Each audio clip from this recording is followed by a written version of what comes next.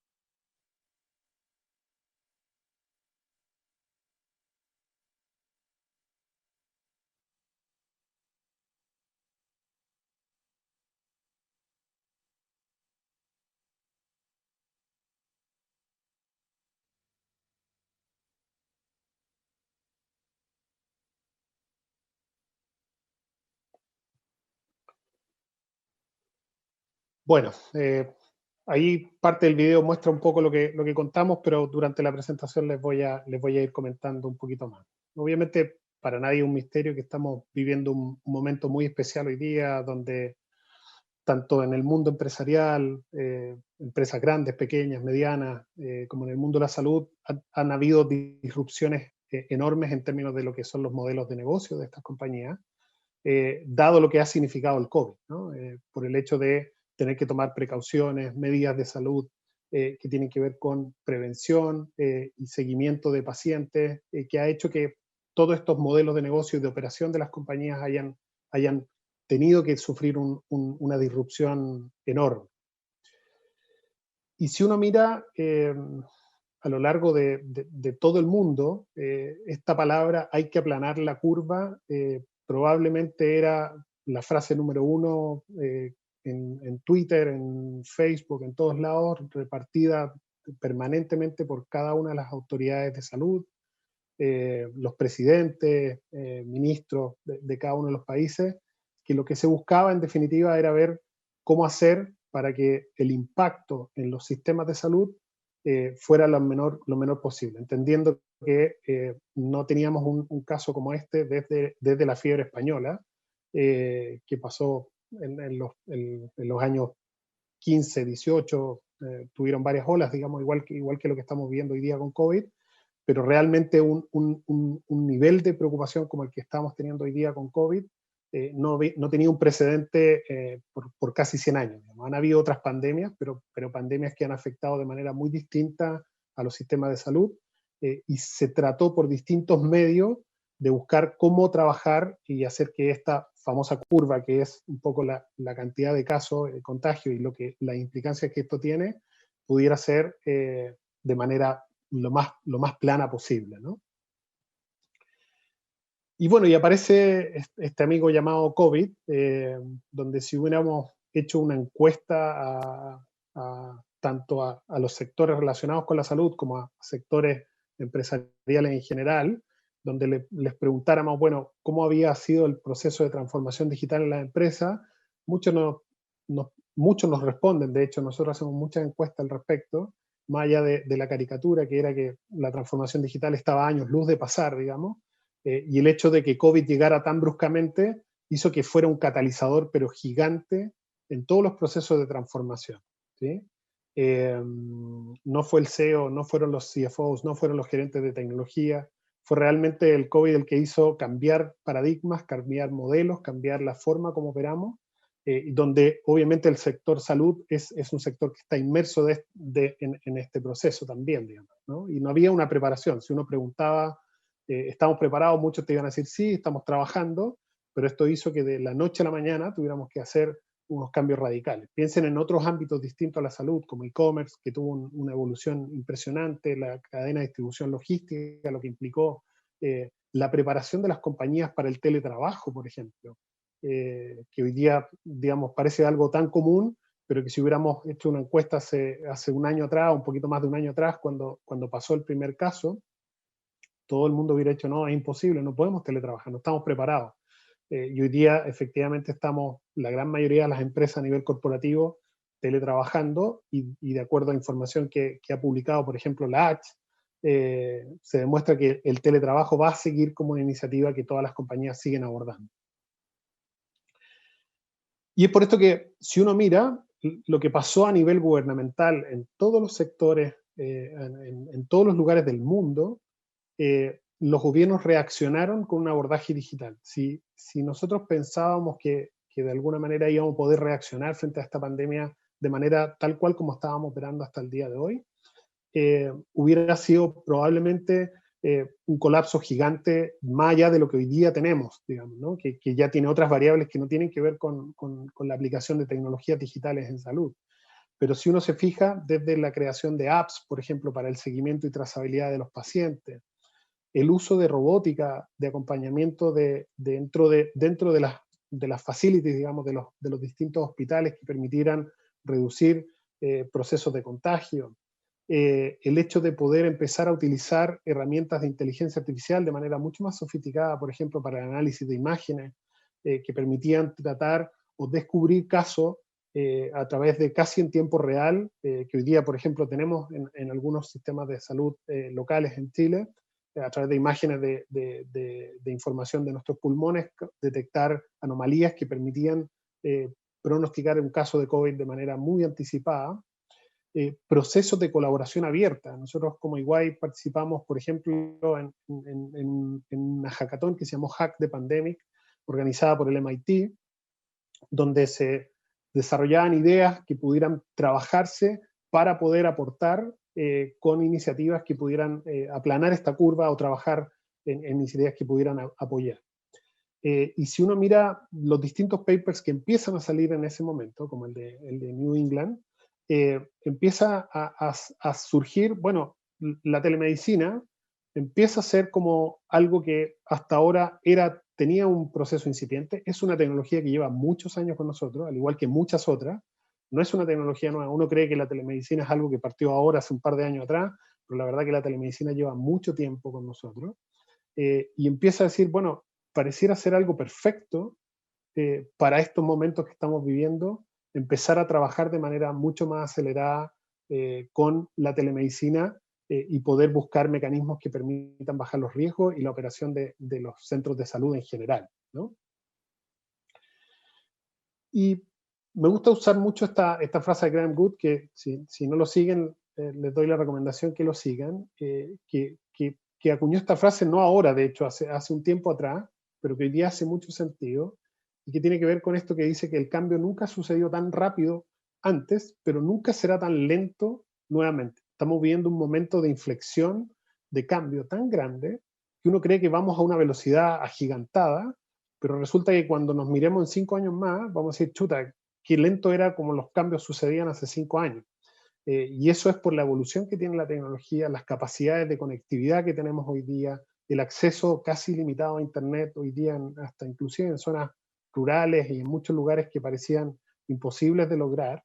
Y eso hace que esta evolución, que parece que está muy inserta en un proceso tremendamente de cambio, vamos a verlo en unos años más y nos vamos a dar cuenta que probablemente vamos a decir, chuta, que íbamos lento hace tan pocos años atrás, ¿no?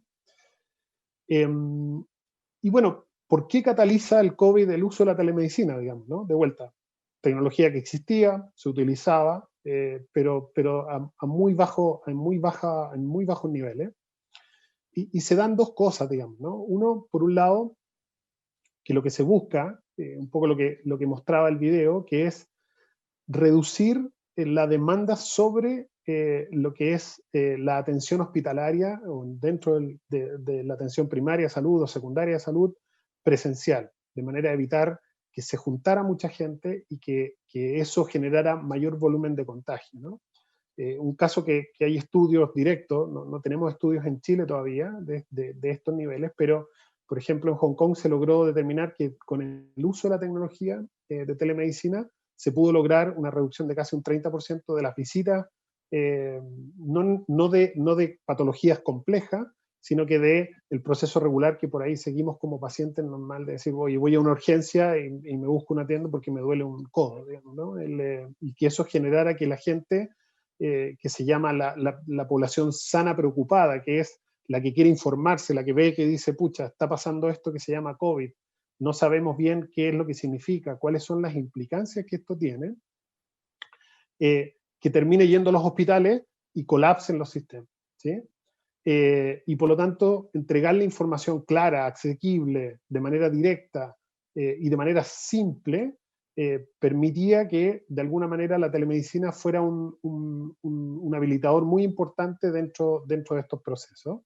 Y bajar la ansiedad también, ¿no? Que es una de las características que tenemos como seres humanos, que ante la duda empezamos a generar esta ansiedad natural que tenemos, y decir, pucha, tengo fiebre, listo, tengo COVID, tengo que ir al hospital. O tosí 3 veces, y por toser 3 veces, como leí en internet que uno de los síntomas era la tos, entonces, pucha, empiezo a pensar que tengo COVID y me desespero y me angustio. Entonces, tener la posibilidad de tener orientación de manera guiada por profesionales de la salud que pudieran de alguna manera orientar a esa población, iba a lograr que de alguna manera este proceso se aminalara de manera importante. Y por eso este catalizador, al igual que pasó, como les contaba, en otros usos tecnológicos, hizo que para el mundo de la salud la tecnología tuviera un crecimiento exponencial, pero aceleradísimo, ¿sí? Y aquí les doy algunas cifras. Lamentablemente, en esto Chile no tiene tan buena información, y hay un pedido a las autoridades, que creo que estas cosas hay que trabajarlas y tener mayor información, acceso a los datos, pero solamente con la información que ha publicado las ISAPRE hoy día, fíjense que antes de la pandemia, durante marzo, al comienzo de marzo, la cantidad de teleatenciones que existían declaradas por todas las ISAPRE eran 133, no miles ni cientos, 133, es decir, 3 números, nada más, 3 dígitos. Esa evolución, luego de COVID, por las razones lógicas, digamos, de que se le pedía a la población que no accediera, se implementa masivamente procesos de telemedicina en todos lados. Ayer estaba viendo algunas presentaciones donde hablaban también de esto, y fíjense que la cifra entre marzo y octubre, o sea, después de ese corte de las 133, llegamos a 190.000, ¿sí? La evolución, de hecho, si uno la mira, están los datos publicados por la Superintendencia de Salud, parten en un mes de marzo, que deben haber sido unas 1.000 y algo, previo a, digamos, al cierre de estas 133 originales, crecen muy rápidamente, y en 2 meses llegan a más de 30.000, llegando a un nivel de 40.000 teleatenciones en el pic que fue julio, pero se han mantenido arriba de las 30.000 mensualmente todo el tiempo. Si nosotros pudiéramos tener la información de FONASA, por ejemplo, y de otros prestadores de salud que no están bajo el marco de las ISAPRE, probablemente estos números serían el doble o el triple, ¿sí? Y cuando uno lo compara contra el volumen de atenciones normales que existe en el sistema de salud, esto empieza a tener un porcentaje importante de ganancia. ¿Por qué se da esto también? Porque justo en marzo se habilita la posibilidad de poder tener los códigos de atención para telemedicina, lo que hace que también habilite el proceso, pero todas aquellas, digamos, empresas vinculadas al sector salud, que hasta ese momento no tenían previsto ni siquiera dar herramientas para poder tener esa teleatención, gatillan el proceso de manera acelerada y también se embarcan dentro de este proceso. Y dentro de este marco, el Ministerio de Salud, a través del Hospital Digital, lanza un desafío justamente a comienzos de marzo también, cuando ve y se anticipa y dice, ¿saben qué? Vamos a tener un colapso en los hospitales. Si no hacemos algo distinto, nos va a pasar lo mismo que le va a pasar a todo el mundo, y por lo tanto tenemos que anticipar este desafío y ver qué hacemos de manera distinta.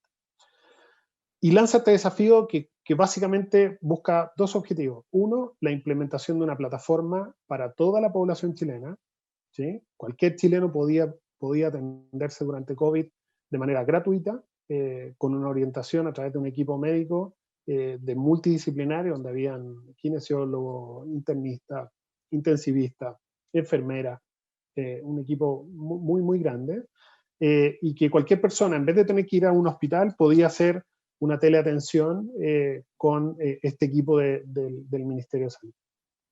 Y además se dijo, dada la condición de nuestro sistema de atención primario de salud a través de toda la red que tenemos en el país, claramente no tenemos todas las especialidades en todos los lugares del mundo, en todos los lugares del país, perdón.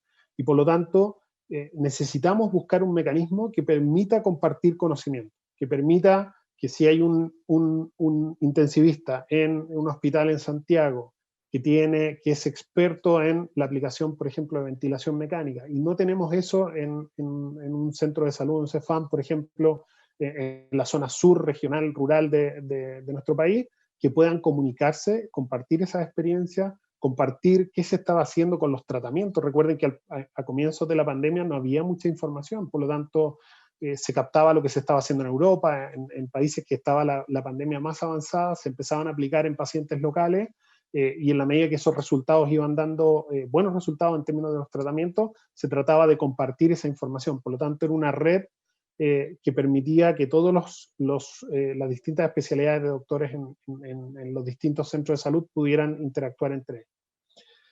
Pero se daban varias características que lo hacían un proyecto único, sinceramente. Yo no creo que haya un proyecto de esta escala a nivel mundial, de hecho no hemos encontrado. Había solo una experiencia en la India para poder atender a millones de personas con un proceso de telemedicina, pero que no tenía este volumen de aceleración y este nivel de disponibilidad. Tenía que operar con doble turno. El proceso de atención empezaba a las 8 de la mañana y terminaba a las 12 de la noche, de lunes a domingo. Por lo tanto, teníamos que tener alta disponibilidad de la plataforma, que permitiera poder tener acceso de manera fácil en zonas de baja latencia de red, o sea, que pudiera operar para alguien que tenía a lo mejor 3G o incluso una conectividad por internet que no fuera de alta velocidad, y que a nivel de escalamiento pudiera manejar en una primera instancia 50.000 llamadas por día, con un volumen de concurrencia importante. Piensen que era un equipo muy grande de atención a la población, pero que si teníamos pics, pudiéramos poder escalar. Hasta ese momento existía lo que se llamaba Salud Atiende, que era un teléfono, una atención telefónica, y que tenía esos volúmenes de llamado, y se dijo, queremos salir del canal telefónico para un canal de telemedicina que nos permita manejar estos mismos volúmenes, pero en una interacción de estos volúmenes también. Así que un desafío gigante, y la plataforma tenía que estar implementada 7 días después de que se emitía la orden de compra por parte del ministerio, ¿sí? Revisamos a nivel mundial si teníamos disponibilizado esta tecnología en algún lugar, si realmente podíamos disponibilizar esto en 7 días a este nivel de escala, porque en 7 días se puede lograr una implementación, pero a una escala relativamente pequeña. Muchos de los proveedores decían necesitamos un mes y algo más. Nosotros dijimos en 7 días lo vamos a hacer, y no solo lo vamos a hacer en 7 días, lo vamos a hacer en 3 días. Conseguimos una startup en Estados Unidos que nos dio esa seguridad. Ellos son expertos en el mundo de telemedicina hoy día en salud. Tenían un equipo además repartido en 3 locaciones, en Asia, en Europa y en Estados Unidos, lo que permitía hacer que el proceso funcionara 24/7, en un proyecto, créanme que intensamente complejo, digamos. Esta startup se llama RingMD, la pueden conocer, también estaba en el video, y ellos se aliaron con nosotros para poder desarrollar este proyecto multidisciplinario. Por lo tanto, montamos un equipo, deben haber sido unas 20 personas, con gente en Chile, gente en Brasil, gente en Estados Unidos y en Asia, principalmente en Singapur, con lo cual, y el proceso fue muy acelerado. Para que se hagan una idea, este proceso se lanzó un día jueves, el día viernes se hicieron las presentaciones, se adjudicó un día sábado, se entregó la orden de compra el día lunes y se requería que durante esa semana ya estuviera implementada la plataforma, cosa que se consiguió de manera muy satisfactoria, digamos, ¿no? Este equipo que está ahí, que se ve representado en la foto, esto es antes de que empezara la pandemia, para que no se asusten, en la época que todavía el distanciamiento social no era tan requerido, digamos. Hicimos un SWAT team a comienzos de marzo para montar todo esto, todo telemático. Además, como ven ahí, se alcanza a ver un equipo local y los equipos globales. Una plataforma ampliamente disponibilizada por distintos mecanismos, podía ser utilizada por multiplataforma, mobile, sin necesidad del uso de aplicaciones dedicadas. En este caso, lo que quería el gobierno, porque habían sacado también su aplicación propia, que era la Corona App, que seguramente se recuerdan, que hoy día está disponible.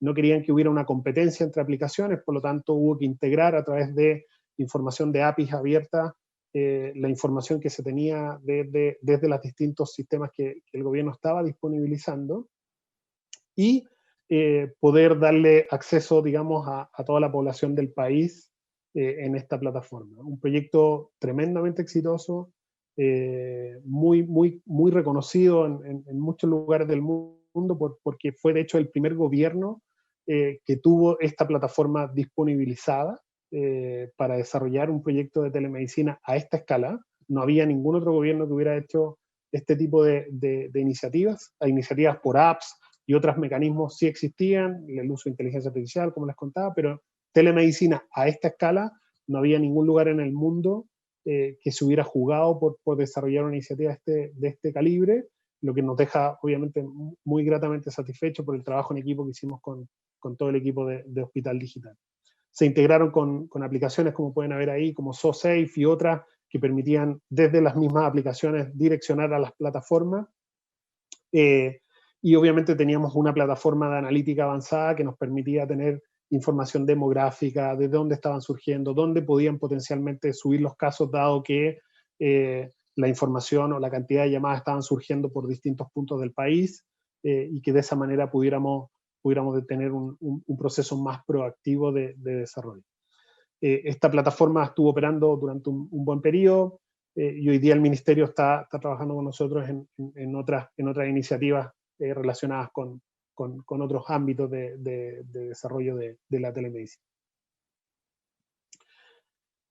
Bueno, a nivel del resultado, más contarles, esto fue difundido de manera muy expansiva por distintos medios de comunicación, por las plataformas obviamente digitales de los distintos estamentos del gobierno, la CENAMA, Hospital Digital, la Subsecretaría, etcétera, etcétera. Digamos, se habló mucho en conferencias de prensa también de los puntos de prensa que se hacían durante el COVID y demás. Y para cerrar, entiendo que estamos más o menos en los tiempos, ahí Consuelo es la que nos marca, digamos, cómo vamos. Contarles un poquito cómo vemos nosotros esto, ¿no? Yo tuve la suerte de tener un abuelo español que me contó, él vino en la época, después de la época de la pandemia en Europa, digamos, como ustedes deben saber, o si no saben, les cuento una anécdota, la gripe española no nace en España, digamos, pero curiosamente se le denomina la gripe española por el hecho de que España en la época de la guerra, porque acuérdense que esto sucedió durante la Primera Guerra Mundial, fue el primero en abrir la información de manera pública, y por lo tanto todos los medios pudieron realmente empezar a conocer mejor de lo que estaba pasando gracias a la información que España fue disponibilizando. Y durante esa crisis, fíjense que el tema del uso de la mascarilla, el tema de distanciamiento social, el tema de manejo de turnos para el ingreso dentro de las empresas para que no se juntaran las personas, empezó a ser un tema que hoy día, algo que nosotros ya conocemos muy bien, de vuelta hace 100 años, ya se había hecho. ¿Sí?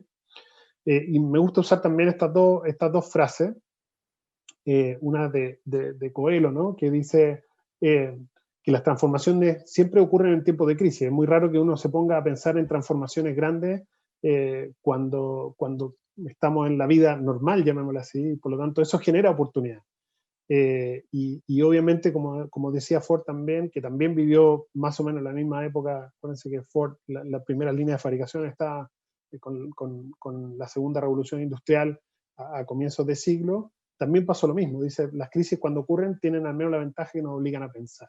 Y creo que lo que ha pasado hoy día con la crisis del COVID es que nos ha ayudado a pensar, a repensar y poder avanzar en estos modelos de negocio que tenemos. Así que les dejo mis datos ahí, entiendo que también después está la presentación, si quieren conocer más. Nos han llamado mucho de distintos lugares para conocer de este caso y bueno, hemos hecho otras iniciativas también a nivel local. Así que esa era hasta aquí mi presentación. Muchas gracias a todos. Perfecto, Ángel. Antes de pasar a las preguntas y terminar, digamos, el bloque que te corresponde, vamos a retomar tu video porque me comenta el equipo técnico que logramos arreglar el audio, super. Así que seguimos entonces con el video. Patito, ¿lo tenemos?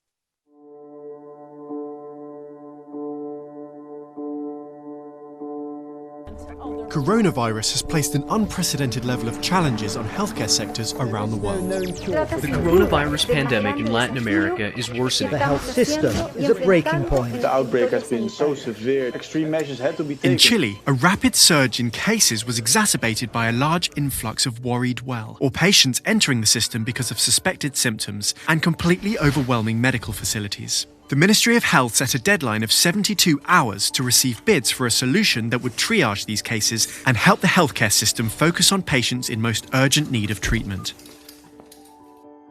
The authorities were thinking if everyone that has a fever or cough go to the hospitals were going to be packed. So they said, look, we need to do something and we need to do something fast. EY collaborated with RingMD to provide a stable telehealth solution that could be implemented quickly and securely, helping the public to access health assessments and treatment virtually. Telemedicine is the perfect case for this. You want to talk to someone? I want to see who I'm talking to. We approached the global health team and we found a startup in the US. We spoke with them and we went live 72 hours after that. In addition to supplying a solution to the public, the EY team also provided a communications platform to hospitals and medical professionals that allowed an unprecedented level of collaboration and data sharing between major cities and the most remote hospitals. We built the second platform, so if they got a case in a remote location, they could talk to the special doctors in Santiago, so kind of a network of doctors speaking to doctors. In the ministry's eyes, the bridging of this information gap was almost as important as the digital healthcare solution in the fight to control the pandemic. Due to the connectivity between the doctors, they told us at least twice that we were able to save lives, which for us was a huge achievement.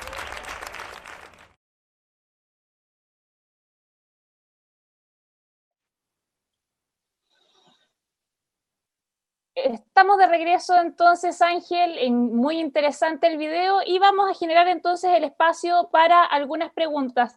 Desde el panel acá nos están consultando cuáles son los aspectos médico-legales más importantes de la teleconsulta médica.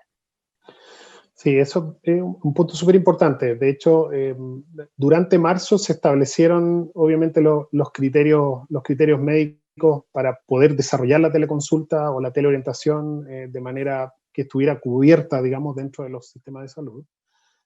Por lo tanto, desde esa perspectiva ya se avanzó un paso muy importante.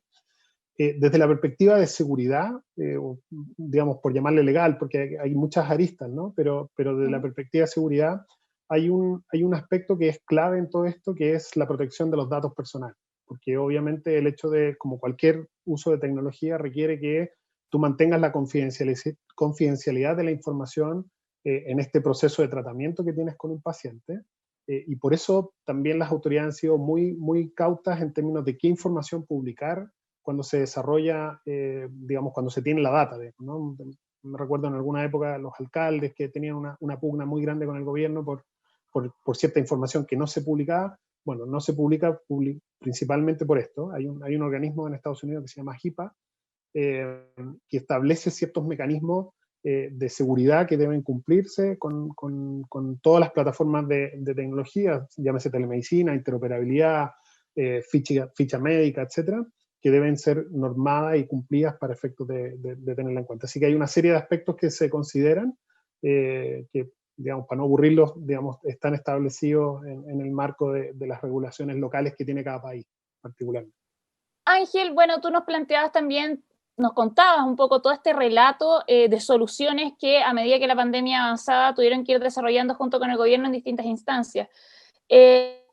La telemedicina, lo conversábamos en algunas de las presentaciones de la jornada de ayer acá en el evento, se ha planteado como una solución rápida, eficiente, para el tema de la pandemia también desde el punto de vista comercial. Muchas personas que tal vez no se estaban atreviendo a emprender en esta área están presentando proyectos, están surgiendo startups cada vez más novedosas.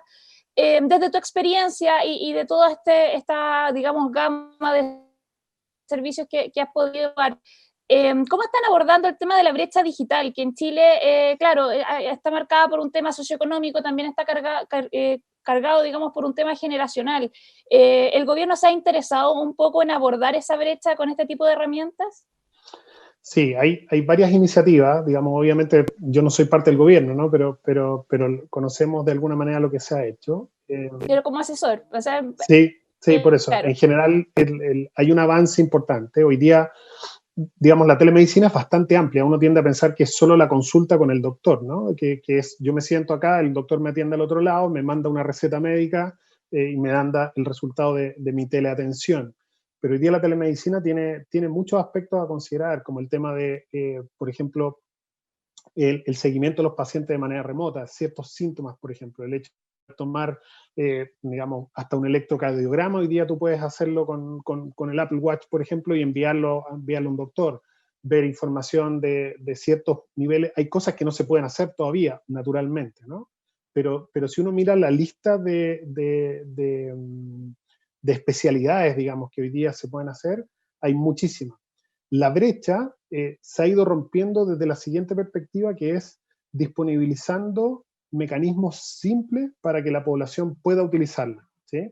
No es lo mismo yo, por ejemplo, que mi papá, que tiene 85 años y tener que, para él es más natural decir, chuta, voy a la clínica, voy al hospital, me atiendo, versus nosotros que a lo mejor somos más nativos digitales y que no nos cuesta nada agendar una telellamada y poder conectarnos con los doctores.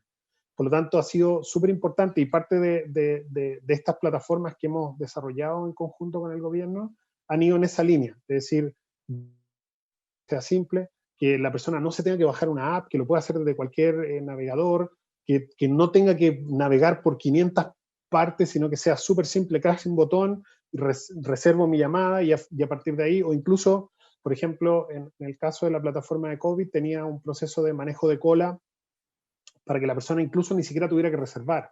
Entrabas en un proceso de llamada, lo que llamamos llamada instantánea.